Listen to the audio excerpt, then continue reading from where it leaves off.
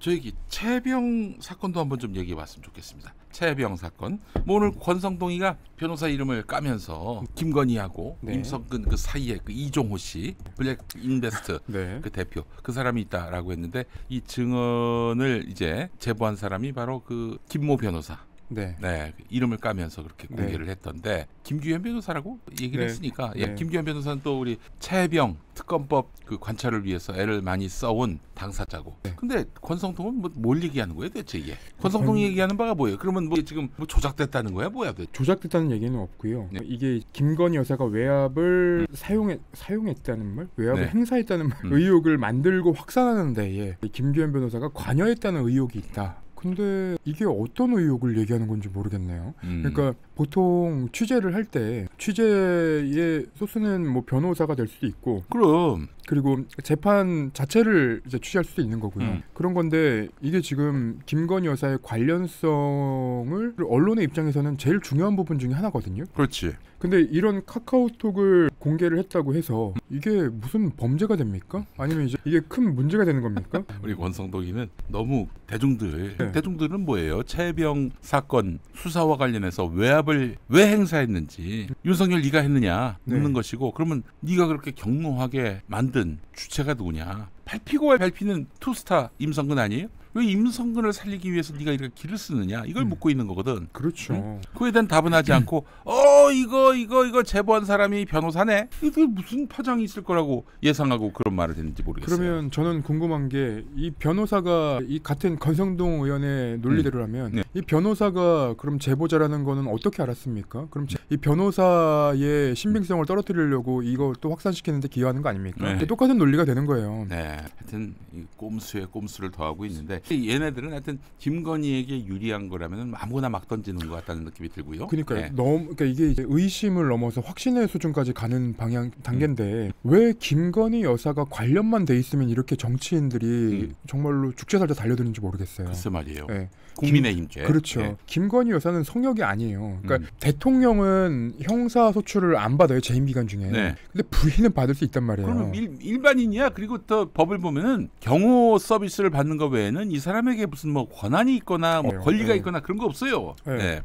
그래서 저는 이번에 이제 운영위가 진행되는 과정에서도 나온 얘기들 전 너무 황당했는데 그 정진석 비서실장이 막 그런 얘기를 해요. 대통령실 관계자 발로, 고위 관계자 발로 뭐 언론에 보도되는 것들이 있는데 그 보도되는 내용이 그 대통령실의 어떤 입장과 다르다. 이런 거 그때 신장식 의원이 물어봤었는데 네네네. 거기에 대해서 내용과 그리고 어떤 사람이 얘기했는지 확인해 볼 생각이 있냐 물어보니까 대통령실은 다 독립적으로 하는 거라고. 독립적으로 다 발언하기 때문에 사실관계를 확인할 필요가 없다고 그런 식으로 얘기를 하더라고요. 근데 야 그러면 대통령실이 얼마나 중구난방으로 지금 분산이 돼 있고 분리가 돼 있고 정치적으로 그 발언을 하는지 그런 것도 이제 전 너무 이제 황당했고 그리고 그 대통령실에서 김건희 여사를 지키기 위해서 뭐 여러 얘기들을 하는데 발언들 하나하나가 정말로 국민들이 볼 때는 이 우리나라를 이끄는 사람들이 정말로 이 정도야? 라는 이제 좀 절망감을 느끼게 하는 수준이었어요. 그 정도예요. 네, 그 정도밖에 안 되는 인간들이고 하여튼 개가 됐어요. 지금 아마 김건희 누나는 지가 뭐 10마리씩 키우고 있는 그 개하고 국민의힘 의원들하고 큰 차이를 못 느낄 거예요. 자, 지금 공수처가 수사를 했지만 공수처로는 안 된다. 네. 규모나 범위가 넓은 또 권능도 많은 특검으로 가야 된다 해서 이제 민주당을 중심으로 한 야당이 특검법을 발의를 한 상태고 아마 내일쯤이면 통과될 것 같습니다. 필리버스터 한다고 그러니까 통과가 된다. 그러면 윤석열이는 거부권을 행사한다고 진작에 얘기를 했고 그러면은 7월 19일, 20일 그쯤 되면은 이제 15일 안에는 뭐 국회가 재의결을 할 수 있으니까 19일, 20일 그 무렵 그때가 바로 또 최혜병 일주기 아니겠습니까? 그렇습니다. 네. 야, 이거 진짜 어떻게 이렇게 날이 정확하게 맞아 떨어지는지 모르겠어요. 그렇죠. 네. 지금 윤석열이 지난번 법사위 청문회 때도 드러났고 또 이번에도 그 청원 열기를 보더라도 거부권 행사가 쉬울까 이런 분석을 하는 분들도 있더라고요. 거부권 행사는 그냥 기정사실이죠. 네. 근데 거부권 행사는 기정사실이지만 21대 국회랑 다릅니다. 한동훈 지금 후보가 여당발로 최상병 특검을 발의하자는 이유도 저는 같은 이유 때문이라고 보는데 네네. 8명 이상의 이탈표 조짐이 있는 거예요. 지금 있습니까? 그러니까 그런 조짐이 있으니까 지금 하는 거라고 저는 추측을 하는 거고. 네네. 그리고 필리버스터를 한다는 이유도 굳이 뭐하랍니까? 거부권 행사하고 그리고 재의결해갖고 다 없애버리면 되는 건데. 그렇지. 근데 필리버스터까지 한다는 이유는 국민의힘 내부에서 이탈표 조짐이 있는 거고, 이탈표 조짐이 있을 수밖에 없는 게 이게 되게 여야의 문제가 아니에요. 상식적인 문제란 말이에요. 왜 우리 그 20대 초반의 그 청년이 나라의 그 부름을 받고 군대에 가서 나라를 지키던 그 청년이 목숨을 잃어야 됐는가? 그리고 그 목숨을 잃는 과정에서 목숨을 잃고 나서 왜 이 사건에 대해서 윤석열 대통령이 재발방지책 엄정하게 수사하라라고 얘기를 했는데 그 엄정하게 수사한 사람을 왜 집단항명 수괴죄로 넘겼는가? 그렇지. 그러니까 여러 이제 임성근 사단장을 왜 지키려고 하는가? 이런 것들이 밝혀져야 되기 때문에 지금 민주당에서도 그렇게 열심히 하고 있는 거지. 이게 여야의 문제로 자꾸 이제 정쟁화를 시키는데 뭐 여당은 아들 없고 군대 갈 저기 가족 없습니까? 그렇지. 이거는 국가가 지켜주지 못했다. 그리고 구명조끼만 입었어도 그럼 살아남을 수 있었어요. 임성근이가 해병대 티 입고 들어가서 수색하는 그 그림 때문에 이 장병들을 동원했던 그쵸. 것이고 바닥을 쿡쿡 찌르라고 했다는 거잖아요. 예. 거기는 그 진흙에 무너지는 모래밭이라서 예. 찌르면 무너져요. 예. 그러면 빠질 수밖에 없단 말이에요. 근데 이런 전 과정들을 왜 그러니까 우리 유족들과 그리고 앞으로 군대 그 자식들을 보내야 되는 그 부모님들 모두를 위해서 재발 방지책을 만들어야 되는 거고요. 그리고 이제 왜 그랬는지가 밝혀져야지 재발 방지책이 만들어질 수 있는 거잖아요. 네네. 근데 그거를 확인하자는데 여기서 왜 정치 쟁점화를 하며 여야를 나눠서 싸우는지 저는 그 부분은 사실 납득이 되지 않습니다. 거부권 지금 행사하는 거 보니까 이게 이성을 이미 그 상실한 그런 흐름이고요. 그 대통령실 전직 관계자분들한테 제가 이제 얘기를 좀 들어보면 네. 이게 우리가 엄청난 음모가 있는 것처럼 다 생각하잖아요. 근데 음모는 없다. 네. 그러면 왜 이런 일이 자꾸 발생하냐? 컨트롤 타워가 없어서 결정을 못 한다는 거예요. 아 그래요? 그 결정을 못할 정도로 지지부진하다 보니까 시간이 지나서 이렇게 자꾸 문제가 발생하는 거라고 얘기를 하더라고요. 대표적으로 도이치모터스 사건 같은 경우에 아까 얘기했지만 원래는 김건희 여사를 빠르게 조사를 하고 끝내면 됐던 건데 네. 대통령실 내부에서는 어떤 두려움이 있냐면 김건희 여사를 넘겨주면 나머지도 줄줄이 넘겨줘야 된다는 생각을 갖고 있는 것 같아요. 그래서 그에 대한 판단을 못하다 보니까 지금 시간이 지나고 계속 지나고 있는 거예요. 아 네. 결국 김건희구나. 네. 김건희는 막 대노할 것이고 그러면 네. 윤석열은 쩔쩔맬 것이고 그렇죠. 아무것도 진척이 안 되는 게 네.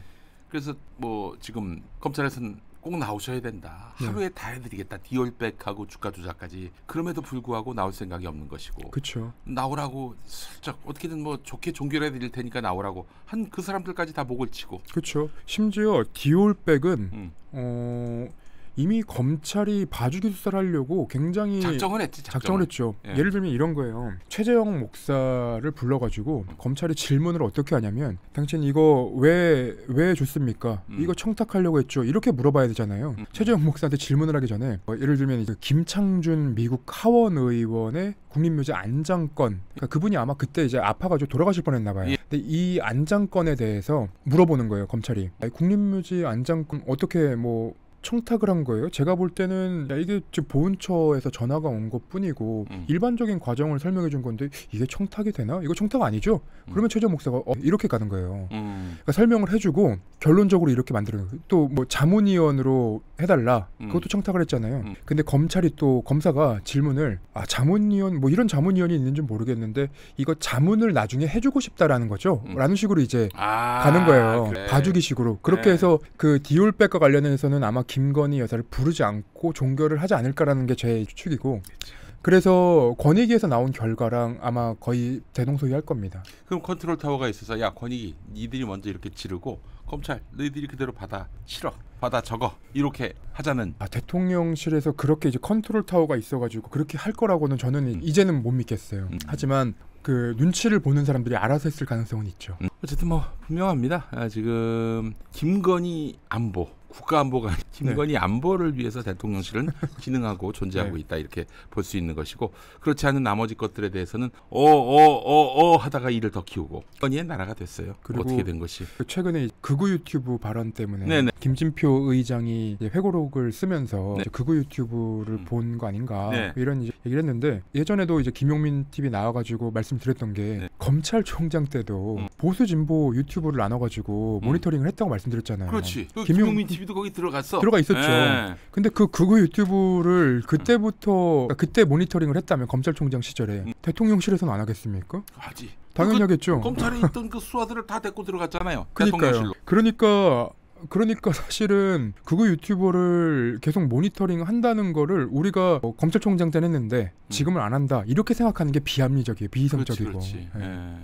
아무튼 그런 일들이 너무 비상식적인 일들이 너무 많아서 이거는 사실 이게 이제 논평하는 게 너무 무의미해질 정도로 시스템이 망가진 거 아닌가. 그리고 예전에 이제 잼버리 사건이라던가 네. 뭐 오송 참사, 네. 뭐 이태원 참사 이런 것들 이 대통령실 내부에 이제 행정관 한 명이라도 네. 어떤 이제 이런 큰 행사들, 그러니까 사람들이 많이 몰리는 행사들에 관심을 갖고 있고 뭐 잼버리 같은 경우는 특히 이제 국제 행사잖아요. 네. 대통령실 내부에서 누군가 관심을 갖고 적극적으로 행정을 했으면 네. 이런 문제들이 발생을 안 해요.